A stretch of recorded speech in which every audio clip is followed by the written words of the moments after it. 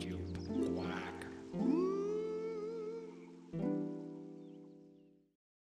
Hallo, mein Name ist Jürgen Fischer und ich liebe es, jungen Christen die Bibel zu erklären. Unser Thema heute lautet Frau sein. Quack. Was macht biblisch eigentlich eine Frau aus? Ich meine jetzt nicht biologisch, das ist ziemlich klar. Da geht es um 2 X-Chromosomen und die Sache ist schick. Aber was macht biblisch gesehen eine Frau zur Frau? Wie stellt sich Gott eine Frau vor? Ich glaube, dass es wenig Themen gibt, die heute umstrittener sind. Ich glaube, dass Frau sein, übrigens genauso wie auch Mann sein, etwas ist, was man für sich als Christ, wenn man Gottes Idee von Mann und Frau ernst nimmt, ganz neu definieren muss. Und deswegen heute einfach ein paar Ideen. Wodurch wird eine Frau, geistlich gesehen, zur Frau? Das Thema Schönheit hatten wir schon. Trotzdem muss ich es nochmal aufgreifen. Denn tatsächlich, wenn ich versuchen würde, biblisches Frausein zu definieren, dann wäre das ein Punkt. Eine Frau wird dort zur Frau, wo sie sich ihrer eigenen Schönheit bewusst wird. Wo sie ein Ja findet dazu, in diesem Universum Herrlichkeit, Schönheit zu sein. Und das ist der erste Punkt. Wenn du sagst, ich möchte das lernen, biblisch Frau zu sein, dann steh zu deiner gottgegebenen Schönheit und mach was draus. Mach was draus äußerlich und mach was draus innerlich. Trau dich, anderen zu zeigen, wie schön du bist. Trau dich bis dahin, dass du dich schön schminkst, dass du weißt, ein paar schöne Ohrringe machen mich nicht hässlicher, dass du weißt, wie man sich adrett anzieht. Wir hatten das schon in einem anderen Video ein bisschen. Das gehört dazu.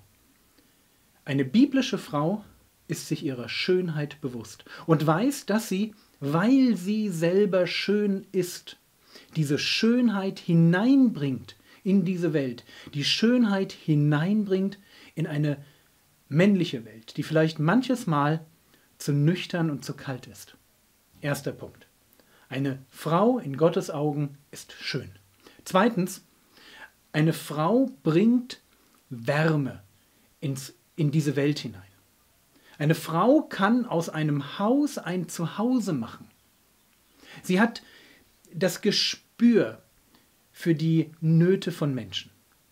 Man mag die Mutter als Glucke, die sich immer so um alles kümmern will. Man mag dieses Bild belächeln. Aber gleichzeitig genießt man es doch zu sehen, wie Frauen das schaffen, anderen einen Ort der Herzlichkeit, der Wärme, der Geborgenheit zu schaffen. Einen Blick zu haben für alles und jeden. Vielleicht manchmal eher in so ein Helfersyndrom zu verfallen, als jemanden am Straßenrand liegen zu lassen. Das ist okay. Biblische Frauen sind Frauen, die sich ihrer Schönheit bewusst sind und die sich ihrer Wärme bewusst sind. Und ein dritter Punkt.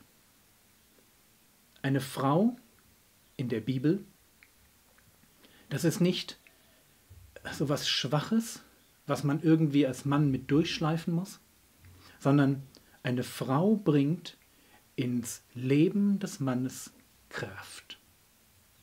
Wenn es in 1. Mose 2, Vers 18 heißt, dass die Frau Gehilfin des Mannes ist, dann ist mitnichten damit gemeint der Fußabtreter. Dasselbe Wort steht an anderer Stelle, nämlich im Psalm 33, Vers 20, für Gott. Die Gehilfin ist die Hilfe, ist der Helfer, ist der Retter in der Not. Es ist der Mann, der ergänzungsbedürftig und hilfsbedürftig ist, nicht die Frau. Die Frau tritt in sein Leben hinein und sagt, hey, du hast eine Idee, kriegst du alleine nicht hin. Aber ich bin jetzt da und ich möchte dich darin unterstützen, dass wir gemeinsam zum Ziel kommen. Zusammen können wir das schaffen. Eine Frau ist stark. In der Antike wird das ganz deutlich. Und man kann Sprüche 31 sich einfach mal durchlesen. Und man wird feststellen, Frauen sind Managerinnen von Kleinbetrieben. Da sind Angestellte, da sind Knechte, Mägde. Da geht es richtig zur Sache. Und die Frau kümmert sich um all das. Sie ist alles andere als schwach. Und das ist mir wichtig, dass dass du dich als Frau definierst über die Stärke, die Gott dir gegeben hat. Quack. Natürlich habe ich dir einen neuen Begriff mitgebracht. Und der Begriff heute lautet Gerechtigkeit. Gott ist gerecht. Das heißt, Gott handelt immer richtig. Er ist nie ungerecht. Und er verlangt dasselbe von uns. Gerechtigkeit ist der Maßstab, den Gott gibt, damit wir wissen, wie wir leben sollen. Im Moment leben wir auf einer Welt, die von Ungerechtigkeit geprägt ist. Aber Gott verspricht uns, dass die nächste Welt, neuer Himmel, neue Erde, die neue Erde, es wird eine Erde sein, wo es nur noch Gerechtigkeit gibt. Kommen wir zur praktischen Aufgabe. Bitte lerne die Geschichtsdaten zum Alten Testament auswendig. Ja, bitte anschauen und auswendig lernen. Gebetsvorschlag, eigentlich auch ganz einfach. Bete, und heute ist es eher so ein bisschen was für die Frauen, ja, bete, dass du eine biblische Sicht von der Würde und vom Wert einer Frau bekommst.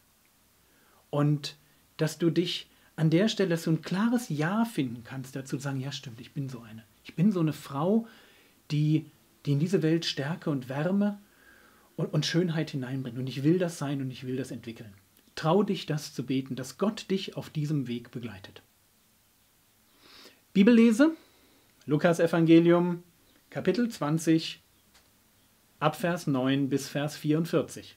Wie immer, am Ende von dem Video bekommst du 2 Fragen. Schau sie dir an, lies den Text aus dem Lukas Evangelium, beantworte die Fragen, schau bei Frogwords nach, ob die Antworten richtig sind. Das war's für heute. Gott segne dich, bis zum nächsten Mal.